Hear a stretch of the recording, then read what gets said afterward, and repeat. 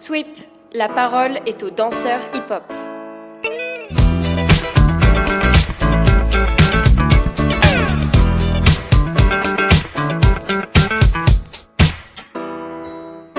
Yo Kai, aka le Hollywood Chewing Gum du breakdance français, comment ça va?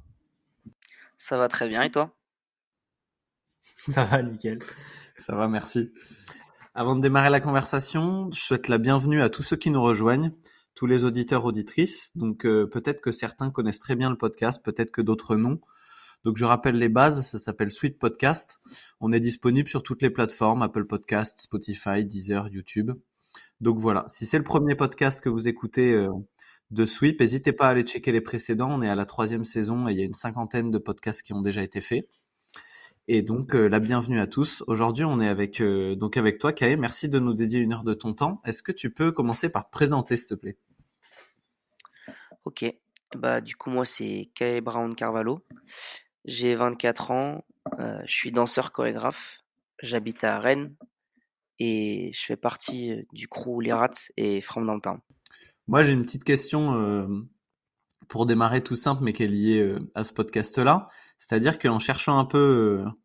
Bon, donc on va pas faire genre qu'on ne se connaît pas, on se connaît déjà dans la vie, donc moi j'avais déjà des informations sur toi, mais en cherchant plus et en cherchant des interviews ou d'autres choses sur Internet, j'ai réalisé qu'il y avait pas vraiment d'interview de toi et que même dans ta manière de gérer les réseaux et de partager des choses sur toi, t'es bien plus dans le faire et dans les vidéos de toi qui danses et les photos que te prononcer verbalement sur des choses, tu vois. Donc je me demandais si c'était un choix et du coup je me demandais pourquoi là tu avais accepté d'avoir 1 heure de conversation et de parler, de dire des choses. C'est marrant que tu appuies ce point-là parce que c'est vrai que je communique pas forcément beaucoup, enfin je m'exprime du moins pas beaucoup à l'oral en fait avec les gens en général quand on me propose quelque chose comme ça. Mais comme tu dis en fait je préfère être dans le faire, c'est-à-dire que j'ai ce truc de m'exprimer par la danse plutôt que par la parole verbale.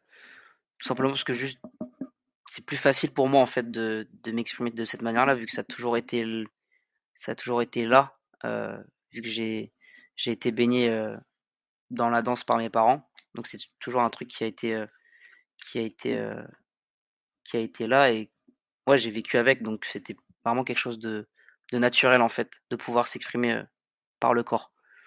Il me semble qu'avant de danser ou au moment où tu as peut-être commencé la danse, tu as fait de la capoeira aussi.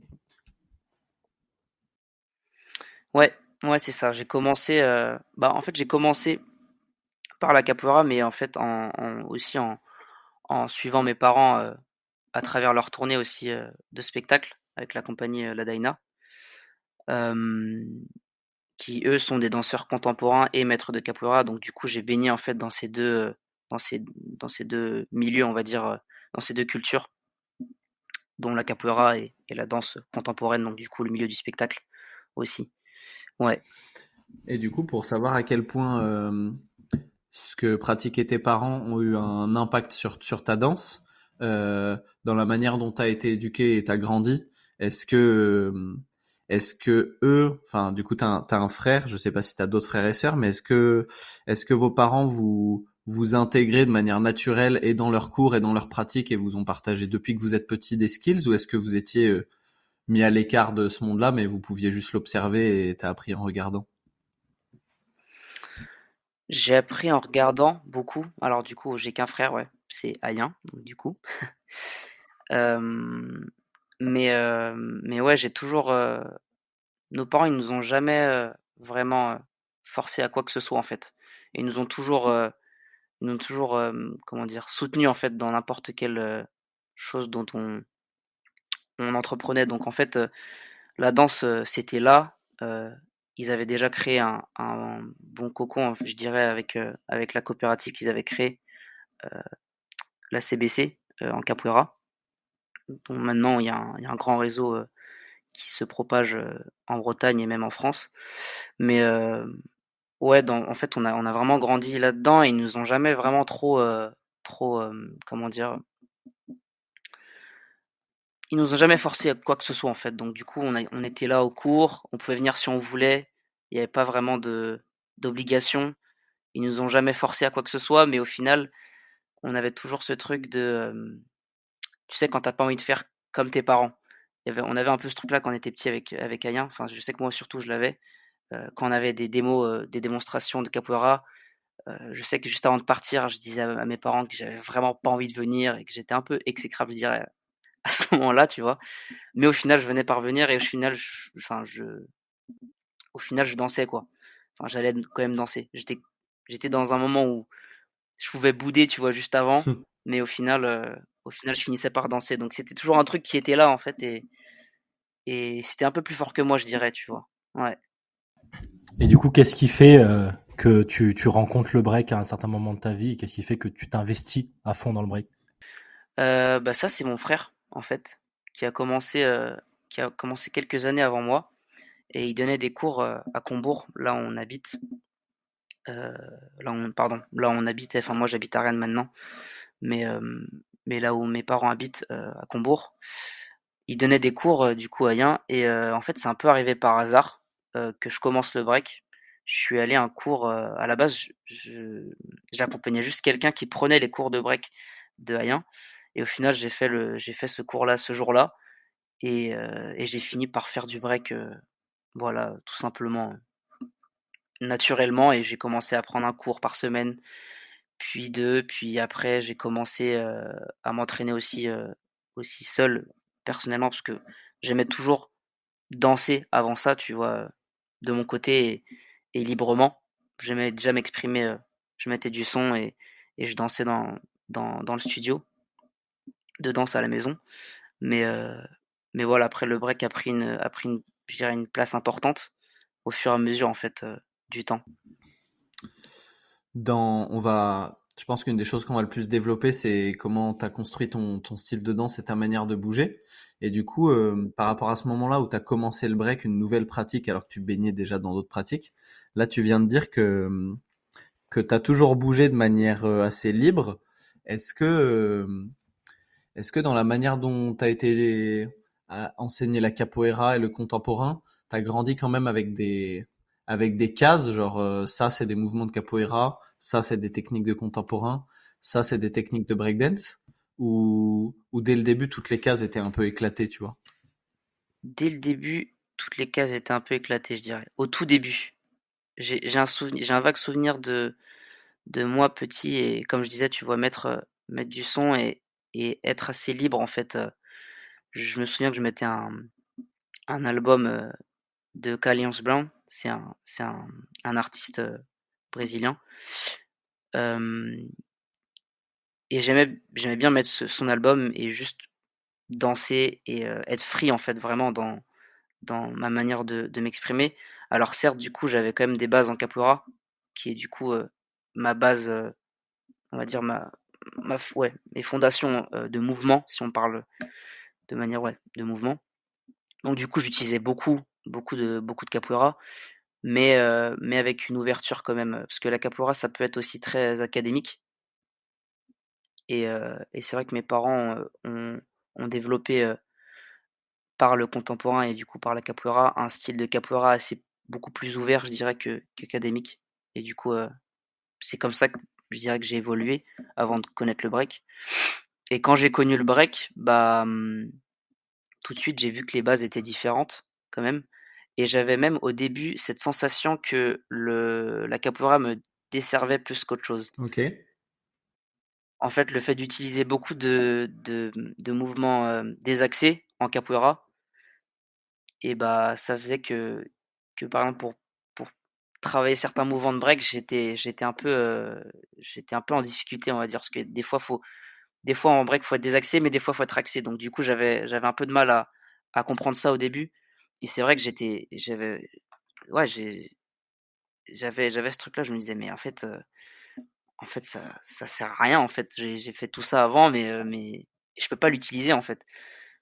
Donc du coup, c'est vrai que j'ai eu cette période-là où je me suis dit ça et puis après bon, très vite, j'ai compris qu'en fait, c'était tout ce que j'avais fait avant, c'était ancré, dans mon corps et dans ma danse et du coup, j'ai juste ajouté, en fait et j'ai c'était des plus-values, en fait. Ouais.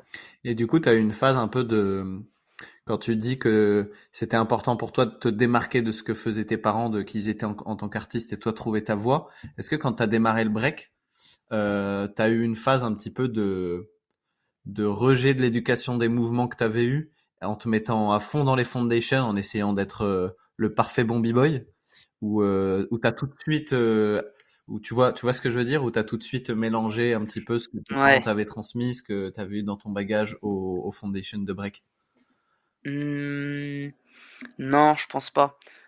Quand je prenais les cours avec Ayen, on va dire qu'il me montrait les mouvements et je les comprenais assez rapidement, mais c'est pas pour autant que je passais à des étapes suivantes, tu vois? Il me donnait un step et je saignais ce step, tu vois? J'avais pas moyen de pouvoir passer à autre chose, en fait. J'étais là comme les autres élèves, donc du coup, je travaillais du même rythme, donc du coup, je me butais juste sur un mouvement. Donc il y avait vraiment ce truc-là où quand j'ai commencé le break, c'était rigoureux dans le travail des fondations. Mais non, par rapport à la relation avec mes parents par rapport à la capoeira, non, il y avait pas trop ce côté-là. Je pense pas que ça a eu un impact sur les débuts dans le break, en tout cas. Ouais. Est-ce que la dimension freestyle qui fait un peu l'identité de ton break actuellement, c'est quelque chose que tu as toujours eu? C'est quelque chose que tu as dû travailler dans le temps? Et est-ce qu'au début, tu étais dans quelque chose de très écrit? Ou la dimension freestyle a toujours fait partie de ton break dès tes débuts? La dimension freestyle, je pense qu'elle a toujours fait partie de moi parce que ce qui est intéressant, et je pense que c'est ce que j'ai retrouvé au début avec la capoeira, c'est que, bah, déjà, la différence, c'est qu'on échange à 2 en capoeira. Hem, ouais, on échange à 2 et hem et comme c'est pas écrit, l'échange que tu vas avoir avec la personne, ça fait que ça laisse place à la liberté. Donc du coup, je pense que j'ai déjà retrouvé ça dès mon plus jeune âge, en fait, le fait de pouvoir m'exprimer et échanger de cette manière-là.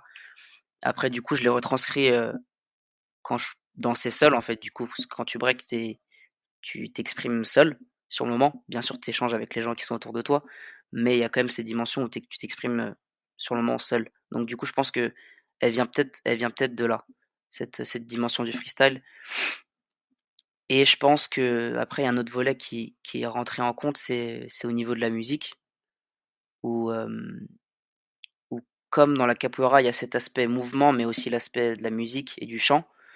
euh, Depuis que je suis tout petit, en fait, je joue des instruments de capoeira et c'est des instruments dont mes parents m'ont enseigné. Donc ouais, ça fait partie de mon ADN, on va dire, les rythmes, et les rythmiques, que j'ai eu, étant plus jeune. Ouais.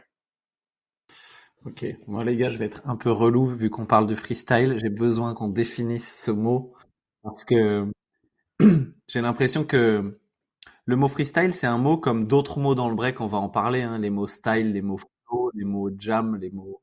C'est des mots qui sont utilisés à toutes les sauces et moi, des fois, je sais plus de quoi on parle quand on dit je fais du freestyle. T'as des, t'as des danseurs, danseuses de break qui disent qu'ils sont en train de freestyler alors que, alors que tous les codes sont déjà prévus et que le freestyle, ça concerne 1% de ce qu'il y a entre les choses, tu vois. T'as des gens qui vont appeler freestyle une sorte d'état de transe où ils savent même plus ce qu'ils font avec leur corps. Tu vois, il y a plein d'extrêmes dans ce qu'on appelle freestyle. Toi, ta définition de ce que ce serait le freestyle quand tu essaies de toucher cet état, de le pratiquer, ce serait quoi? C'est d'être libre. Moi, je me sens libre, en fait, quand quand je danse et c'est comme ça que je le définis. Après, je vois ce que tu veux dire quand tu dis que le freestyle, il est, il peut être codé ou enfin, chacun a sa manière de voir le freestyle. Moi, personnellement, quand je dis que je freestyle, c'est vraiment que je ne sais pas, je ne pense à rien quand je vais danser. La seule chose qui va me guider, c'est la musique. C'est elle qui va faire en sorte que que, que je m'exprime d'une certaine manière sur le moment. C'est pour ça que, par exemple, en battle, je sais qu'il y a des moments où quand je vais danser, si la musique je la kiffe, et bah ça, on va pouvoir le ressentir beaucoup plus et peut-être je vais mieux danser que si il y a un son que j'aime moins. les gens autour vont ressentir et du coup, je vais peut-être moins bien danser en fait. Donc du coup, c'est ça aussi la variable en fait de mon freestyle. C'est pour ça que je dis que vraiment quand je danse, je freestyle et je ressens en fait juste ce qui se passe sur le moment. Donc j'essaie vraiment d'être dans le moment présent et de ne rien calculer en fait. C'est-à-dire que quand tu es dans un battle, par exemple, si on parle vraiment... Après, il y a plein de battles différents, mais imaginons un battle, un one-one, par exemple. Euh, Ouais. Tu ne penses jamais à l'avance à un système ou à une stratégie dans comment tu vas organiser ta manière de bouger ou tes quelques acrobaties pour évoluer. C'est-à-dire que tu n'as aucune autre stratégie que de te dire je coupe mon cerveau et parce que par exemple un passage de break c'est un temps précis donc 40 secondes donc ça veut dire qu'à un moment donné tu as quand même un Mhm. certain contrôle sur toi-même pour quand même rentrer dans le cadre de ce qu'attend un battle, tu vois. Donc ma question c'est il y a quand même peut-être que tu vas me dire non, hein, mais une part de contrôle dans ton corps pour à un moment donné envoyer l'accro qu'il faut pour qu'il y ait quand même le niveau technique requis pour battre l'autre, arrêter au bout de 40 secondes pour... Tu vois ce que je veux dire. Ouais, après bien sûr. Ouais, ouais, je vois. Après bien sûr, il y a de la stratégie aussi de battle. Je vais pas, ce serait mentir de te dire que il y a des moves, on va dire signatures que j'ai, des skills que je vais pas penser à les faire. Bien sûr que je vais penser à les faire, mais c'est pas ce qui va constituer mon passage. Tu vois ce que je veux dire? C'est que ça va, c'est pas ça qui va constituer mon passage. Et pour revenir au fait que de ce que tu dis que qu'on a un temps quand même assez précis de round, de passage, bah en fait j'arrête quand je suis fatigué, hein. En fait c'est que Bonne technique. c'est c'est ouais, quand je me sens plus inspiré sur le moment, je vais pas continuer en fait. Je vais pas continuer et du coup automatiquement je vais arrêter. C'est pour ça qu'il y a des passages que je vais faire, ils vont être plutôt plus ou moins il peut être plus ou moins court que d'autres passages. Ça varie en fait. Ça varie au fonction du feeling que j'ai sur le moment et comment je ressens en fait les choses sur le moment. Mais ouais, il y a une part, bien sûr, il y a une part de skills qui est présent, mais elle est pas systématique. D'un battle à un autre, je vais pas penser de la même manière. Je vais pas, si je tombe contre quelqu'un qui je sais est plus fort en face que moi, bah, bah certes, je vais sortir certaines signatures que j'ai. Enfin voilà quoi, c'est pour un peu t'expliquer comment je vois les choses, mais c'est pas systématique. Ok. Il y a des moments où ça part de zéro quoi. Il y a vraiment pas il y a aucune pensée derrière. C'est juste le son et moi et c'est là aussi où j'ai vraiment envie de défendre cette partie de moi, c'est que c'est vraiment le son qui me guide que ça soit bon ou que ça soit mauvais, en fait, sur le moment, je ressens des choses et je me sens vivant, en fait, dans ces moments-là. J'ai pas envie j'ai justement, c'est là où je veux en venir, c'est que j'ai pas envie de finir ma journée et me dire ah, mais en fait, je me suis pas ressenti à 100% moi-même, tu vois. Et c'est là où pour moi c'est le plus important, hein, c'est l'honnêteté et la sincérité que tu mets en fait quand tu danses. Moi, ma manière d'être honnête, c'est d'être libre et de montrer ma liberté en fait quand je danse. Ouais. T'aurais un exemple d'un passage où t'es parti de zéro et où ton honnêteté, ton feeling était à son paroxysme? Ouais, bah en vrai, à IBE contre Phil, mon premier passage, c'est ce qui s'est passé, je pense. C'est vraiment ce qui s'est passé et je pense que, du moins des retours que j'ai eus, c'est que les gens l'ont vraiment reçu aussi, l'ont vraiment reçu de cette manière-là. Et ouais, ce passage-là à IBE l'année dernière, en août, c'est vraiment ce qui m'a, c'est le passage qui me vient en tête directement, je dirais. Et aussi un passage, je pense, au tour d'après contre Amir aussi. Mon premier passage, j'ai eu cette sensation en fait sur le moment. Hmm. Il y a, Ouais. on a eu une conversation avec Yuxon dans un des épisodes du podcast où il nous expliquait que lui, sa quête maintenant, c'était plus les steps, c'était plus progresser en technique, mais c'était surfer le plus souvent possible sur la vague de liberté dont tu parles, tu vois. Et, et du coup, à l'entraînement, il nous expliquait qu'il essayait de trouver toutes les manières de rentrer dans un état de liberté. Euh, et du coup, la question que je veux te poser par rapport à ça, c'est que comme toutes les choses, la liberté, j'imagine que ça s'entraîne. Et en fonction des contextes et ce qui nous est arrivé dans la journée, j'ai l'impression que la liberté, c'est le truc le moins maîtrisable. C'est-à-dire que, par exemple, un 90, à force de l'avoir travaillé, j'imagine que même si ta copine t'a plaqué le matin, bah le soir tu vas pouvoir faire les 20 tours de 90, tu vois. Alors que la liberté, peut-être Mmh. que c'est moins domptable, mais que c'est quand même quelque chose qui s'entraîne. Et Yuxon, c'est très long ce que je suis en train de dire, hein, je vais arriver à une conclusion. Mais Yuxon nous expliquait que lui, par exemple, quand il commence à entrer dans l'état de liberté, il sent que ses bras ils deviennent tout légers. Il sent que son regard il fait un truc particulier. En tout cas, il a trouvé des portes d'entrée dans son corps pour arriver à cet état-là. Est-ce que toi, tu as identifié des méthodes qui te sont propres pour rentrer dans cet état-là où tu te sens libre, où tu es dans le freestyle? J'ai pas identifié des moments. Après, moi, c'est pareil, hein, je suis encore en quête de ça, et je pense que cette quête-là, elle est assez personnelle, propre à chacun, parce on n'a pas le même background, on n'a pas la même danse, on n'est pas formé pareil, on ne ressent pas la même chose. Et comme tu dis, il y a aussi ce facteur d'être bien dans sa peau aussi. Je pense que ça dépend aussi de la journée que tu passes à ce moment-là, des choses que tu penses à ce moment-là. Donc du coup, non, j'ai pas encore identifié ça. Je suis encore dans cette quête, mais j'essaie toujours du moins quand j'essaie de m'entraîner, de me mettre des thèmes. C'est plutôt, je marche à des jeux plutôt que ça. Ouais, c'est vraiment des jeux, des thèmes, des contraintes,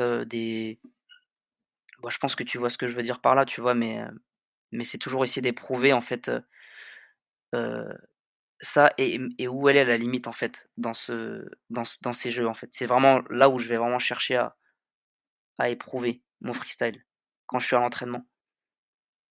Que en battle où du coup, c'est vrai que c'est plus la musique vraiment qui va me guider sur le moment, en l'entraînement aussi, mais comme le cadre n'est pas le même, c'est pas un battle, bah, je vais pas être dans le même mode, tu vois? Donc du coup, je vais pas forcer les choses, tu vois? Enfin, je sais pas si tu comprends ce que je veux dire, Hmm. mais un battle, c'est le moment où c'est le concert, en fait, tu vois? Et entre guillemets, si on fait une métaphore par rapport à un artiste, tu vois? Un rappeur ou autre qui chante sur scène, bah, ouais, le battle, c'est plutôt un concert, et à l'entraînement, bah, c'est le moment des répétitions. Donc du coup, tu vois, on essaie de se mettre dans le mode, mais moi, c'est vrai que dans l'honnêteté que je recherche, je vais pas forcer, en fait, les choses à l'entraînement, là-dessus, tu vois? Sur cet aspect-là. Du coup, je vais plutôt me mettre des jeux et mettre des contraintes pour essayer de que mon vocabulaire, il soit le plus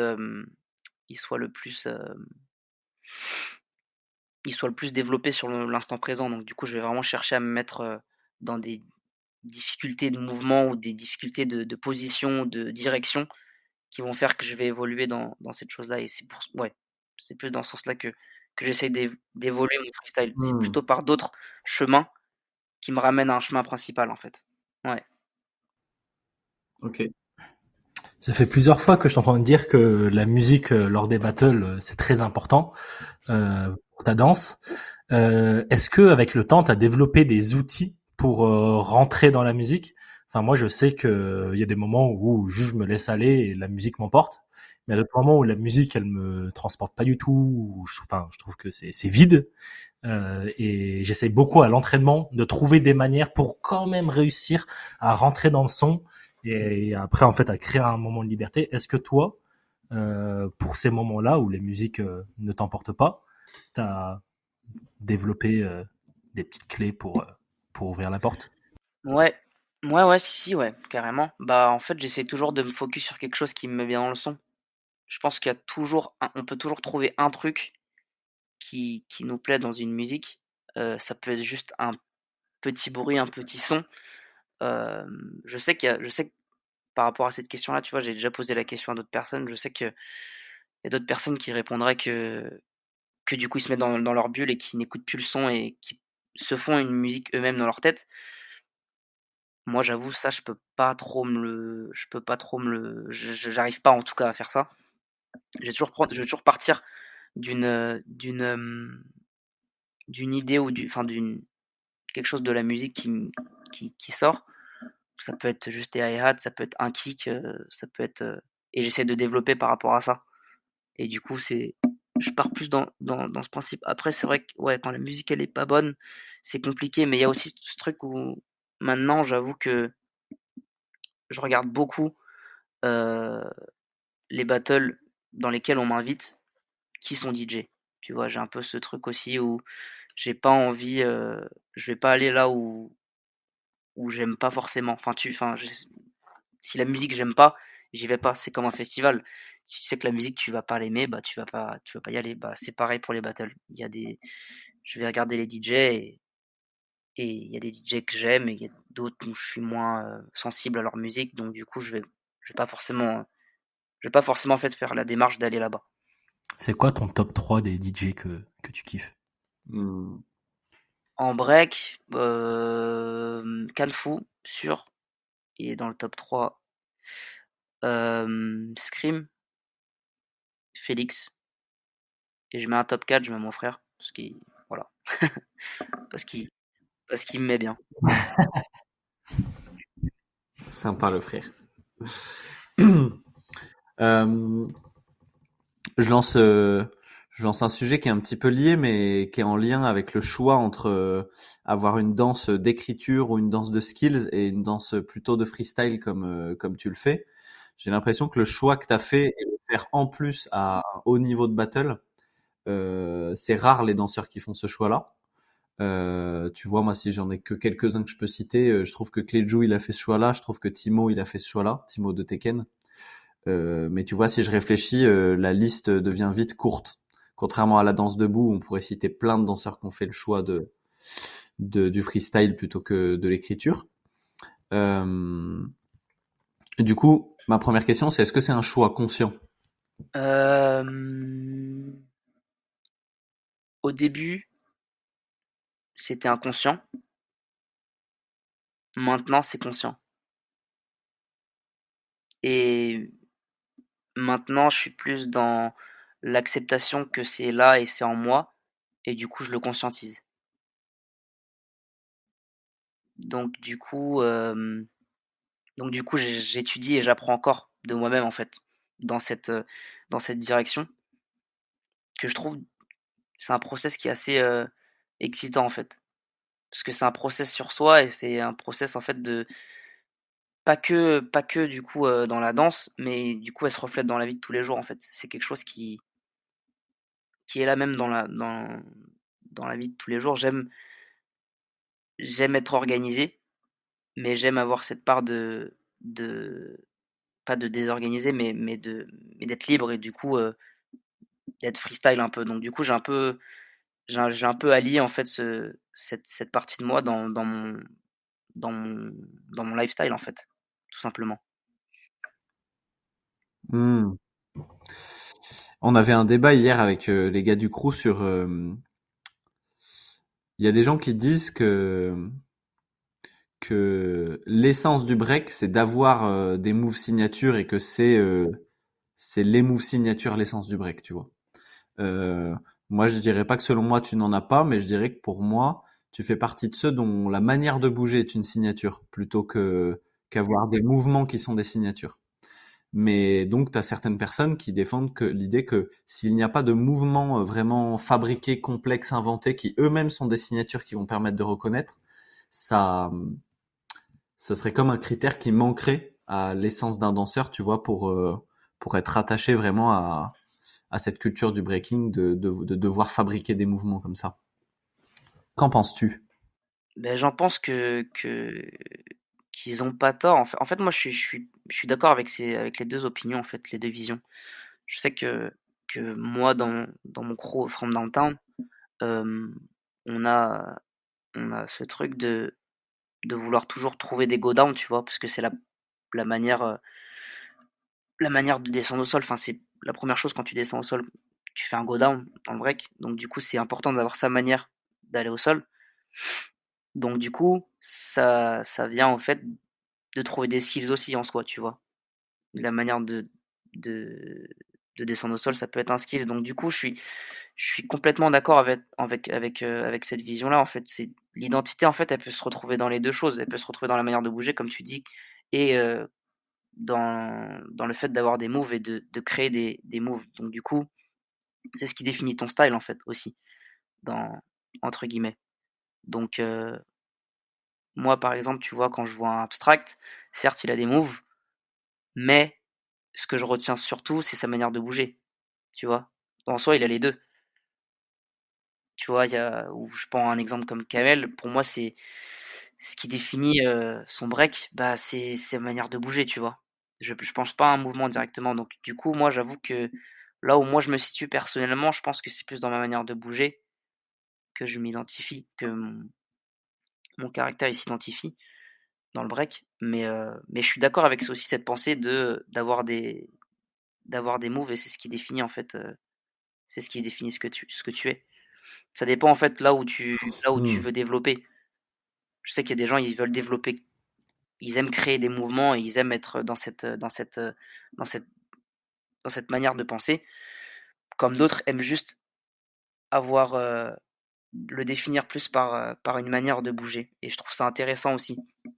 Moi, je dirais que là où je me situe, comme j'ai dit, c'est plus dans la manière de bouger, mais ce qui m'emmène à créer, tu vois, des skills et ce qu'on peut voir en battle, c'est la musique qui m'aide à le créer, tu vois.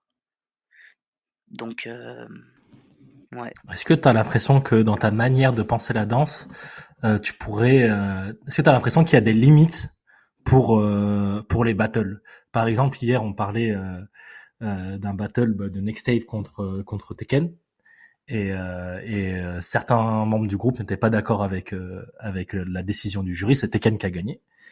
Et je sais que moi, par exemple, moi, j'étais pas d'accord avec eux parce que je trouvais que les autres personnes, donc c'était Timo et Pluton, ils étaient beaucoup en mode freestyle et ils avaient pas balancé de signature et tout ça. Est-ce que toi, tu as l'impression qu'il y a des limites parfois pour passer des gens, pour passer certains b-boys ou b-girls? Est-ce que tu as l'impression que bah, à un certain moment du battle, souvent bah, ça s'arrête pour toi ou pas?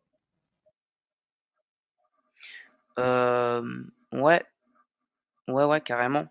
J'ai déjà ressenti ces limites-là et je pense que j'en ai. Après, j'essaie toujours de la, que la limite elle soit toujours plus loin, tu vois.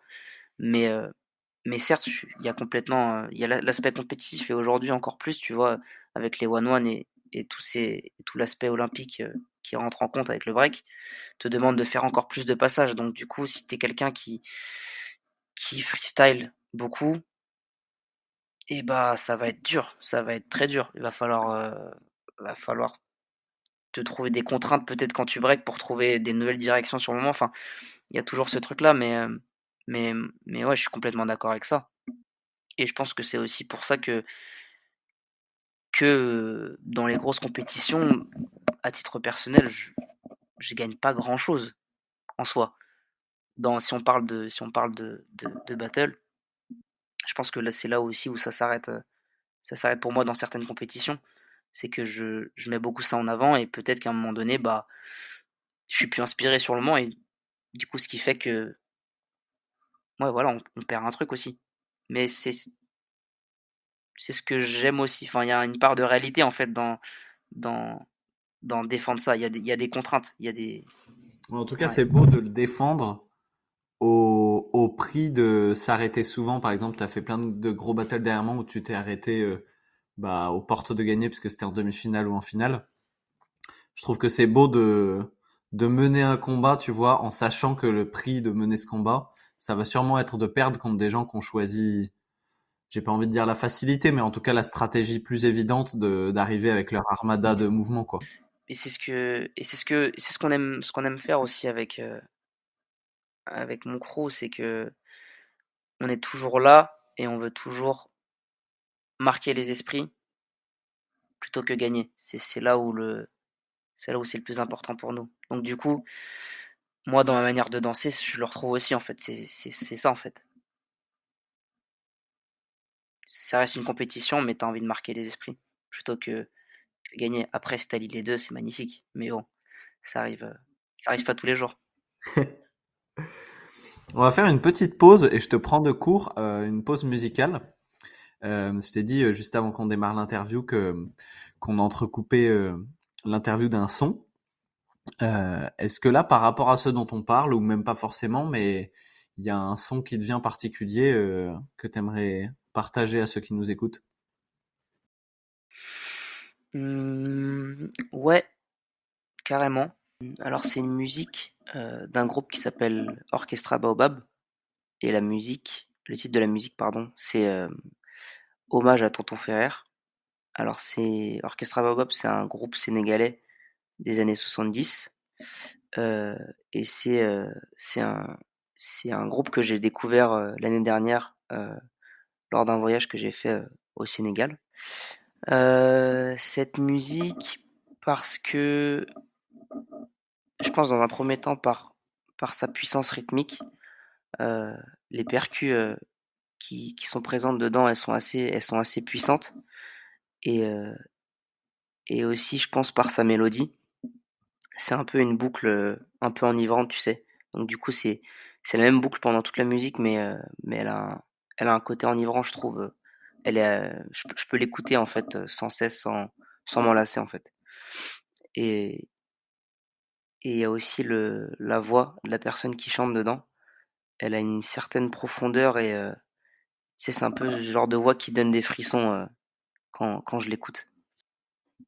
Ouais, voilà, c'est tout, hein. D'accord. Eh bien, nous proposons à ceux qui nous écoutent de faire une pause dès maintenant sur Orchestra Baobab.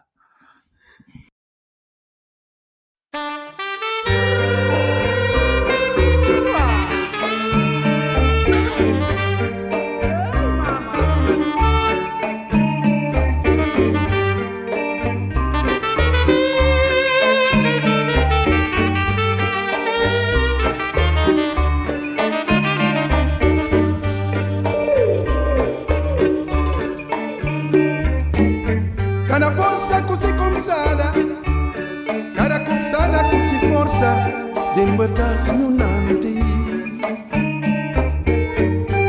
Abo chi sediamo,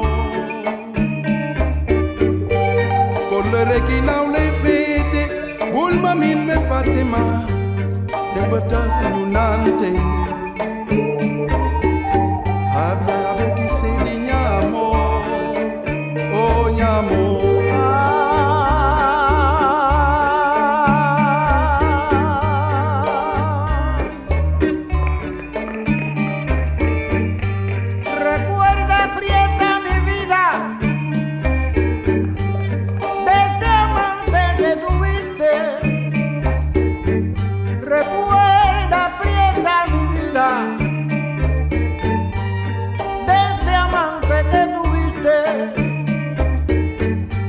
A quien tú le prometiste de no olvidarlo en la vida. No te hagas desentendida, porque tu desdén me mata. Y si de hablarme no trata, porque al lado de otra esté, solo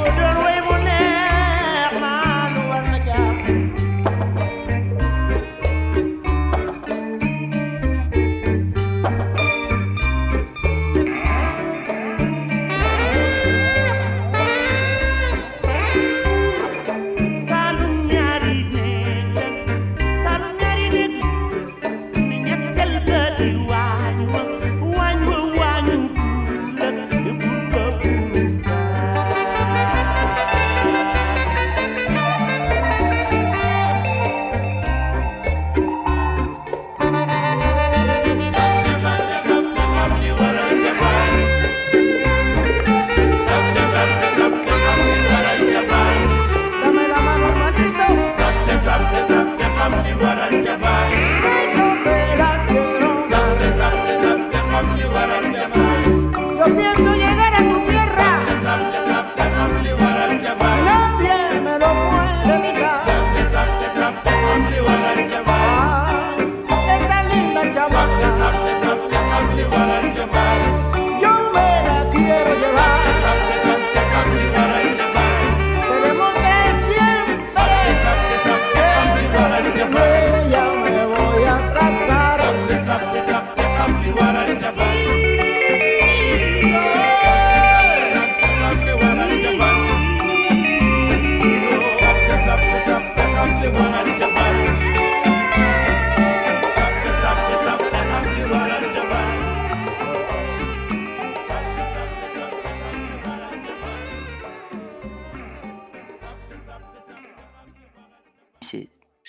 C'est un peu le genre de son que je peux écouter sans cesse, sans me lasser en fait. Et je pense aussi c'est cette magie aussi quand tu digues des vinyles, parce que à mes heures perdues aussi je digue pas mal de musique et de son.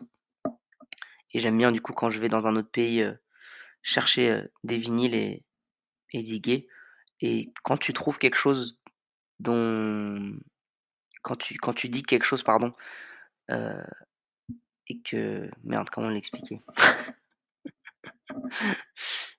C'est un peu une satisfaction quand tu trouves quelque chose que t'aimes et qui te parle. Donc il y a un peu cette satisfaction ouais, quand tu dis quelque chose que t'aimes. Donc je pense que c'est pour ça que cette musique elle est un peu spéciale et tout l'album d'ailleurs est magnifique. On vient d'écouter Orchestra Baobab, le titre choisi par Kae. Je relance tout de suite la conversation avec une question très précise, très anatomique presque. Moi, il y a une qualité que je trouve assez rare que tu as dans ta danse et qu'on trouve peu dans le break en tout cas. C'est la notion de circulation dans le corps, c'est-à-dire que le break, de par comment est faite cette danse, crée des tensions souvent dans le corps parce qu'on doit bloquer des parties, tu vois, pour qu'au niveau de la nuque, au niveau du sternum, au niveau des hanches, pour réussir à faire certains mouvements. Et donc le corps des danseurs de break se charge souvent de plein de petites tensions. Moi, quand je te vois danser, j'ai l'impression que, en fonction des mouvements que tu fais, on voit l'énergie circuler du pied jusqu'au bassin, jusqu'à la tête, et c'est quelque chose ouais, il y a une circulation. Je pense que tu vois de quoi je parle, qu'on trouve pas souvent. Est-ce que c'est quelque chose que tu as développé parce que, par exemple, ta mère qui fait du contemporain, dans le contemporain, c'est plus répandu de travailler ces choses-là, t'a transmis? Est-ce que c'est quelque chose que tu continues de travailler aujourd'hui? Ouais, c'est un truc que j'ai travaillé en fait quand j'étais plus jeune et toujours en fait aujourd'hui avec mes parents. Enfin au début c'était beaucoup avec mes parents qui m'ont beaucoup donné d'exos de circulation de mouvement dans le corps, d'isolation aussi. Du coup, j'ai beaucoup travaillé ça plus jeune et aussi dans la capoeira, ce qu'on retrouve aussi. Beaucoup ces mouvements qu'on appelle de balance, tu vois, où le corps il va d'un côté à un autre, tu vois, de manière assez organique. Donc je pense que ça, c'est des bases qui ont toujours été là et qu'aujourd'hui, je travaille, on va dire, avec plus de conscience que j'ai développé en fait à travers mon break au fur et à mesure du temps. Mais c'est quelque chose, ouais, tu sais, c'est toujours un quand t'es né enfin quand t'es baigné dans la danse, il y a toujours cette part d'inconscient au début, puis de prise de conscience après, tu vois. Donc donc tout ce qui reflète aujourd'hui mon break euh, part d'influence que j'ai eu étant jeune de mes parents, mais aussi des maîtres de capoeira que j'ai pu rencontrer quand mes parents faisaient des rencontres de capoeira à la maison, tout ça. Et au fur et à mesure du temps, en fait, j'ai commencé à le conscientiser quand j'ai commencé le break, où du coup c'est quelque chose de plus individuel, et du coup tu te retrouves vraiment face à toi-même. Et je pense que c'est à partir de ce moment-là où j'ai commencé à faire pas mal de battles que j'ai commencer à développer ça et essayer de le travailler aussi de manière individuelle. Mais ça part de quelque chose ça part de quelque chose qui est là vraiment depuis le début. J'ai pas mal d'amis qui définissent le flow comme tu viens de le faire là, c'est comment l'énergie va circuler dans tout le corps et comment en fait tous les mouvements vont être liés. Toi, c'est quoi ta définition du flow? Le flow, en fait, c'est comme tu l'as dit, c'est un flux. C'est un flux, mais c'est aussi, je sais que qu'en psychologie, ils utilisent plutôt ce mot dans, dans un état maximal de concentration, en fait, tu vois. Donc, du coup, c'est un peu, on va dire, la zone. Donc, il y a un peu deux définitions. J'ai un peu la définition que tu me dis là, mais j'ai aussi cette définition, en fait, de comment tu te retrouves dans un état second où, du coup, tes connecteurs, on va dire, du cerveau sont connectés et ça fait que tu crées quelque chose de magique sur le moment, mais que tu vas peut-être pas pouvoir forcément reproduire, tu vois. Donc du coup, c'est vrai que j'ai souvent, j'ai quand j'ai, on va dire, vers 2016, j'ai commencé à étudier pas mal cet état-là, dans le flow aussi. Enfin, moi, je l'utilise aussi de manière, comme tu dis, tu vois, le flow, juste le flux du mouvement, mais aussi ce côté où tu recherches la zone. Donc du coup, j'ai commencé, ouais, à étudier ça, je disais, en 2016, où du coup, j'essayais plus d'essayer de toucher cette zone, en fait, d'essayer d'attraper, ouais, ce moment que, tu sais, tu arrives à reproduire qu'une fois. Tu sais, les moments où tu ne peux pas, et ça crée une frustration, en fait, de pas pouvoir retrouver ces sensations ou ce mouvement précis sur le moment. Et, et ouais, voilà, moi, je le définis un peu par ces deux choses-là, le flow. Et du coup, autre question en définition. Comment est-ce que tu définirais le style? Est-ce que tu fais une différence entre le flow et le style? Ouais, moi je fais même la différence entre trois choses, le style, le flow et le flavor. Le style, ça va être plus le caractère, la personnalité que tu as. Le flow, donc du coup, comme je l'ai expliqué, ça peut être le flux du mouvement ou cet état qu'on peut retrouver. Et le flavor, c'est le goût, c'est le goût que tu donnes à ce que tu fais. Donc du coup, il y a vraiment ces trois choses-là que j'aime bien, que j'aime et qu'on aime bien définir, j'ai envie de dire, avec le crew. C'est un peu une science qu'on a un peu développée.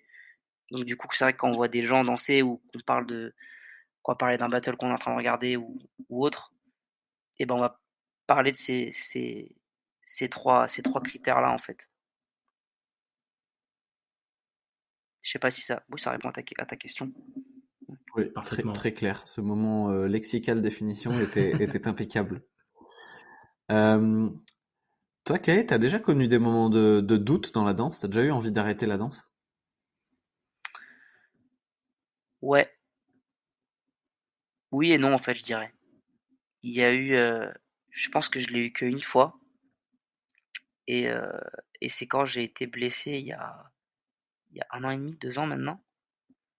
J'ai eu une lysismique, donc c'est une fracture de fatigue au niveau des lombaires, L5, double fracture des deux côtés. Du coup, je portais un corset pendant 3 mois, j'ai fait de la rééducation, et c'est au moment de la rééducation, et même, enfin, du coup, avant, quand j'ai été diagnostiqué par cette fracture, je pouvais plus bouger, en fait, je marchais. J'avais du mal à marcher, tu vois, j'étais obligé d'être cassé en avant pour pouvoir marcher. Et je me suis dit, en fait, j'ai eu une petite remise en question, en fait, par rapport à la danse. Je me suis dit, mais en fait, on danse sur le moment, on kiffe quand tout va bien, mais quand tu te blesses sévèrement, bah en fait, tu te raccroches à peu de choses, en fait, du coup, dans la danse. Enfin, il y a d'autres choses où il y a d'autres paramètres qui te reviennent d'un coup, en fait. Et ça fait peur, en vrai. Ça fait peur et ça te donne envie aussi de te dire, bon, bah, il n'y a pas que ça, en fait. Donc je pense que c'est plutôt ça qui m'est venu en tête. Mais du coup, toute cette période où j'étais blessé, de rééducation, où je travaillais comme un fou, enfin j'étais vraiment rigoureux là-dessus, bah m'a pas mal appris, en fait, par rapport à ça, et que ouais, ça tient qu'à un fil, en fait.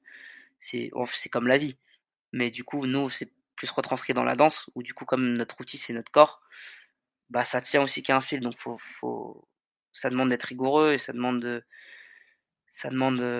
ouais, de l'attention, de chérir notre corps, quoi. Enfin, Mmh. être en harmonie avec elle aussi, parce qu'on nous c'est comme un trésor, en fait, quand on y pense. Tu vois? De pouvoir s'exprimer, à travers notre corps et de ne pas avoir besoin de quoi que ce soit pour pouvoir, s'exprimer, bah, c'est ouais, faut faire attention, quoi. C'est notre petit bébé, on va dire. Mais ouais, c'est vrai que ça a été un moment assez dur, pour moi et en fait, ce qui est marrant, du coup, que tu me parles de ça, c'est vrai que le moment où j'ai repris les battles, le premier battle que j'ai refait après ça, c'était au God the Flower de avril 2022 si je dis pas de bêtises et du coup, OK. j'avais cette peur, en fait, de me reblesser, en fait, parce que j'étais pas complètement remis, physiquement, c'était compliqué, enfin, il y avait tout un parce que j'ai arrêté pendant plusieurs mois, en fait, quand je me suis blessé, quasiment un an au final et ouais, c'était assez difficile. J'ai vraiment eu des moments de doute, à ce moment-là, mais c'est aussi des moments de doute, mais des moments aussi où là, quand j'y pense, j'ai vraiment apprécié le process de revenir et c'était intense et je me suis aussi découvert d'autres choses. J'ai pu faire du beaucoup de sons à ce moment-là. Je je produisais pas mal de sons pour moi, mais j'ai vraiment kiffé ce process, en fait, parce que c'est vrai qu'avant que je me blesse, j'étais beaucoup sollicité et je dansais beaucoup, je travaillais beaucoup, enfin voilà, toute, tout ce monde des compagnies, des spectacles, des tournées, des allers-retours, des battles, enfin, où à un moment donné, en fait, ça concordait plus et c'est vrai que ça a été c'est là où, en fait, où j'ai eu une fracture de fatigue. Un surmenage, c'était Mmh. pas un mouvement précis, en fait, qui arrivait, mais ouais, ça a eu un rôle important et je pense qu'aujourd'hui, ça m'a aussi beaucoup aidé dans ma danse. Ça a été une étape importante, je dirais, parce que aussi j'ai pris conscience aussi de toutes ces choses que je vous ai dites avant, par rapport à la musique et par rapport à l'écoute de la musique. Parce que quand j'ai grandi aussi dans le break, quand je prenais les cours avec mon frère, quand je suis monté à Rennes et que j'ai rencontré, les mon crew maintenant, qui s'appelle les Rats et bah, j'ai aussi pas mal connecté avec des danseurs debout, notamment, si je donne des noms, Clem, Andrej de Rennes, puis après par la suite Mackenzie aussi et pendant ces moments, de quand j'étais blessé, j'étais beaucoup dans une pièce, qui tourne toujours d'ailleurs, Earthbound. Du coup, on est quand même pas mal regroupés, par différents styles de danse et du coup, il y a beaucoup de danseurs debout. Je suis le seul b-boy là dans ce projet et du coup, c'est vrai que c'est plutôt une chance aussi pour moi de pouvoir échanger avec toutes ces personnes-là et j'ai pas mal connecté avec des danseurs debout et donc du coup, cette écoute de la musique, m'a permis aussi de développer encore plus dans ma danse. Donc c'est vrai que toute cette partie, ce process-là, quand j'étais blessé, bah, c'est bénéfique par la suite. Mais c'est vrai que quand tu es dedans, sur le moment, tu le vois pas du tout de la même manière, en fait. Et c'est vrai que Ouais, ouais. c'est dur sur le moment. Mais après coup, là, quand j'en parle, ça a été, ouais, une étape assez importante, je dirais. Mmh. Ouais, puis en plus, ce que moi j'entends aussi dans ce que tu dis, c'est que on a la grande chance de pratiquer notre passion tout le temps, et notre travail et notre place dans la société et Mmh, notre valeur aux yeux des autres, c'est beaucoup de choses. Euh, mais par contre, dès que ça s'arrête, ça pose la question de bah c'est 99% de mon identité. Du coup, si je l'ai plus, qui suis-je bah aux yeux des gens, aux yeux de mes proches, aux yeux, tu vois, si c'est par ça que t'as l'impression que t'es valorisé, quoi.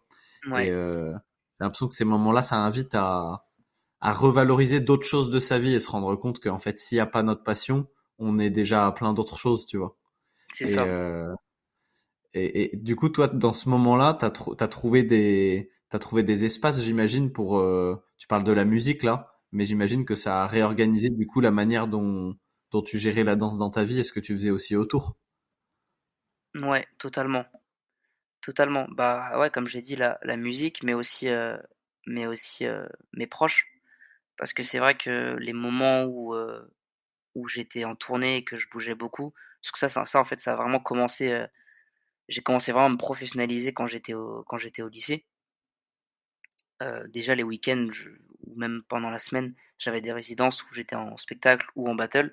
Donc du coup, c'est vrai que ça m'a aussi réorganisé à ce moment-là, heu, dans ma vie, on va dire, dans mes relations avec mes amis aussi, parce que du coup, je les voyais plus beaucoup et le moment où j'étais blessé, bah, je les voyais beaucoup. Donc du coup, il y a eu aussi ce changement, on va dire, de rythme de vie qui a fait que ça m'a permis aussi de reprendre contact avec des gens avec qui je voyais moins. Qui aussi en fait, voilà, quand je parle de mes inspi, en vrai mes proches c'est aussi une inspi. J'ai besoin d'eux. Donc du coup le fait de les avoir vus à ce moment-là beaucoup plus, ça m'a recentré, ça m'a fait du bien aussi, pour le moral, mais aussi pour plein d'autres choses en fait. Donc c'est vrai que c'est vraiment un moment de réflexion où j'ai pris le temps pour les choses et heu et aujourd'hui c'est hyper enfin c'est grave bénéfique. Je le ressens. Ouais. Je voulais aborder le sujet du crew. Pour moi, en France, vous faites quand même partie des grands crews français dont pas mal de b-boys sont quand même assez fans par rapport à la vibes et tout ce qu'il y a autour quand on vous voit en battle. Euh, je voulais déjà savoir, parce que c'est un peu des questions que je me pose moi par rapport à Nextape, comment s'est passé un peu le processus de comment vous êtes sorti de l'ombre et est-ce que ça a été un timing où en fait tout le monde avait à peu près un niveau assez élevé et là vous étiez capable de vraiment battre des gens en battle, ou ça a été un long processus où un jour par exemple toi t'es arrivé dans la salle, t'as dit bon les gars, dans 5 ans on fume tout le monde en France et là maintenant on se fume à la salle et voilà. Comment ça s'est passé? Ben, je pense qu'il y a pas eu de moment justement comme tu dis où on se dit: «Ouais dans 5 ans on on fume tout le monde». Tu as envie que ça soit sur le moment présent donc en fait, depuis le début, tu es toujours dans ce truc de te dire: «Vas-y à ce moment-là, enfin au moment présent, ouais vas-y tu as envie d'avancer et de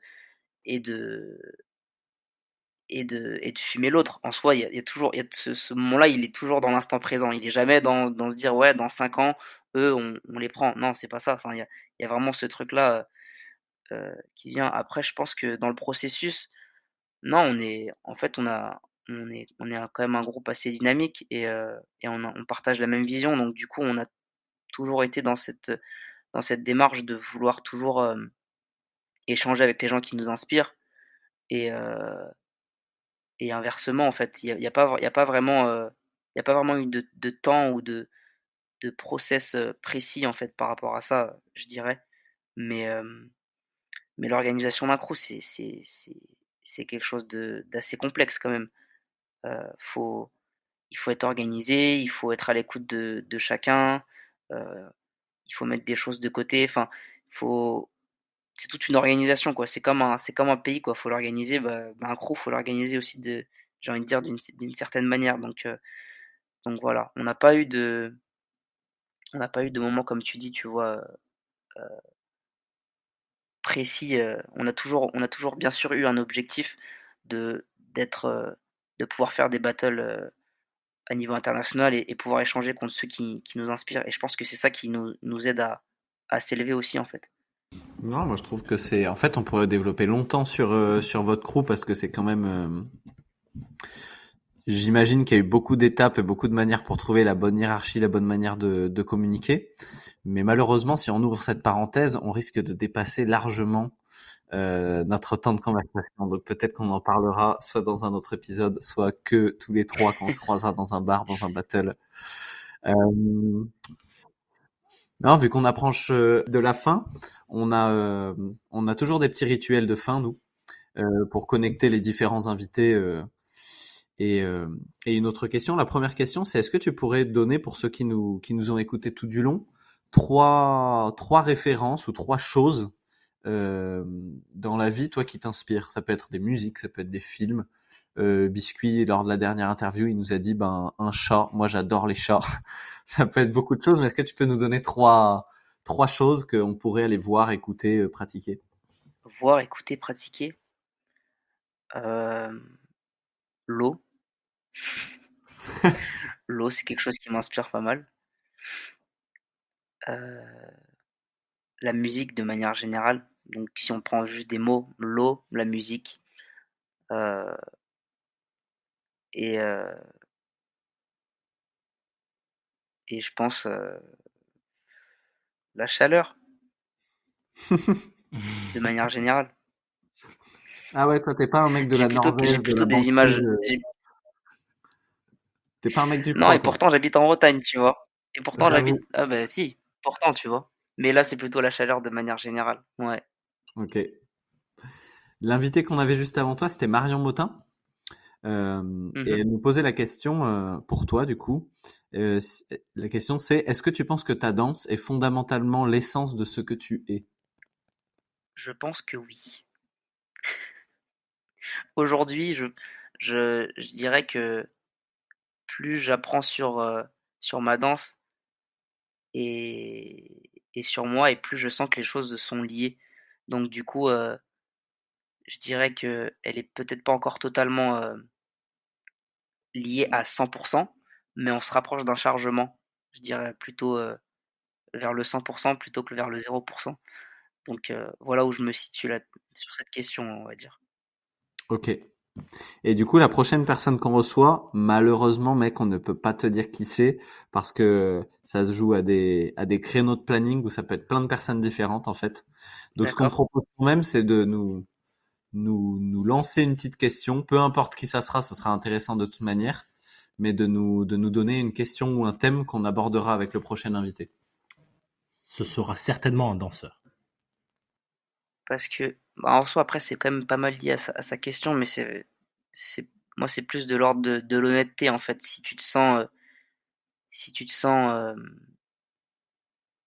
honnête avec, avec ta danse. Moi, c'est vrai que c'est la question que je pose généralement aux gens quand ils me demandent, tu vois, quand on discute de ma vision par rapport à la danse, où moi, j'essaye d'être le plus honnête possible. Donc, du coup, c'est pour ça que ça rentre en relation avec la question qu'elle me pose, tu vois. Où je sens que je vais plutôt dans cette démarche-là. Moi, c'est plutôt la question du coup qui est quand même liée, c'est ça, c'est en fait, est-ce que tu te sens honnête avec ta danse? Ok. T'imagines, c'est dur de répondre non à cette question-là. Non. Ouais, mais tu sais, ouais, ouais, c'est vrai que c'est dur, mais en même temps, je pense que on a tous une part de nous. Ça dépend où tu te situes et qu'est-ce que tu fais dans la danse, mais je pense qu'il y a des choses qu'on fait qu'on qu'on aimerait, c'est pas qu'on aimerait pas faire, mais que si tu t'écoutes réellement, tu ne le ferais pas, tu vois? Je vois très Ah, bien bien ce que sûr, tu veux dire. bien sûr. Donc, du coup, est-ce que tu te sens réellement honnête? Là, je vous pose la question à vous maintenant.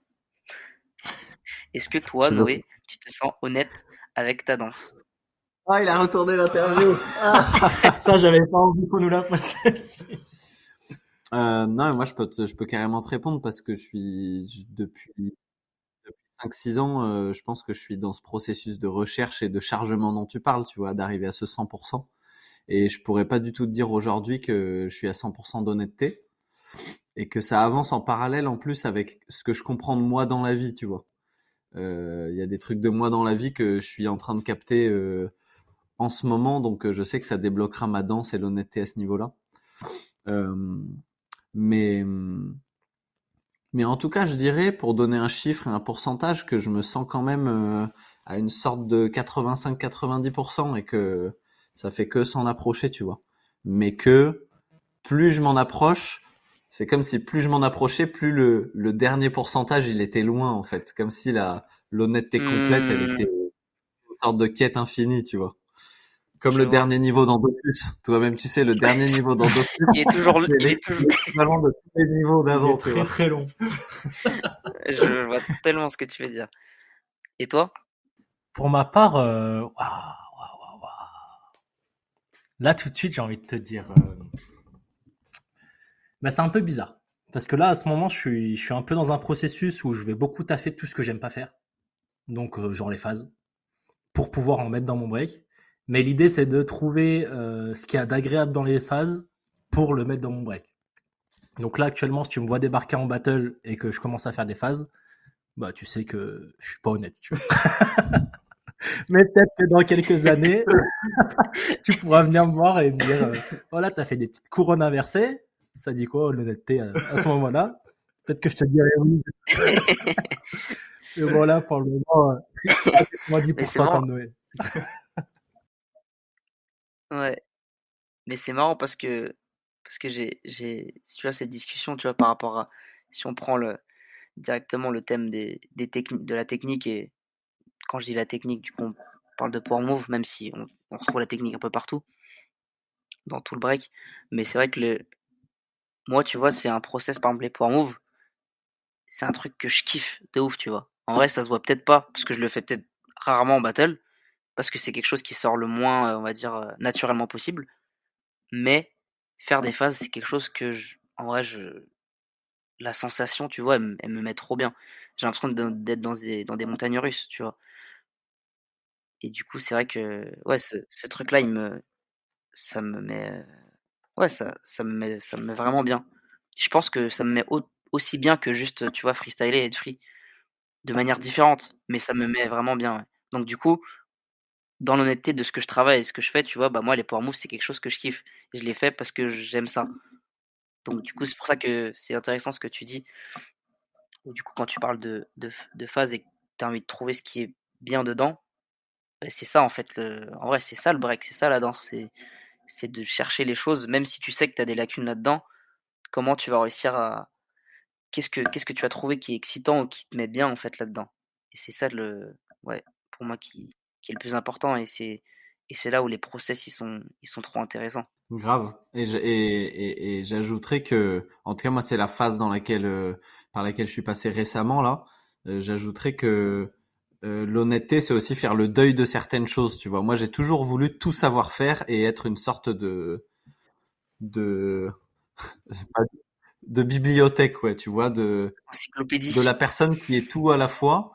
Et à la fois, devenir quelqu'un, c'est accepter tout ce que je saurais pas faire, tu vois. Par exemple, ça fait des années que je travaille vrille.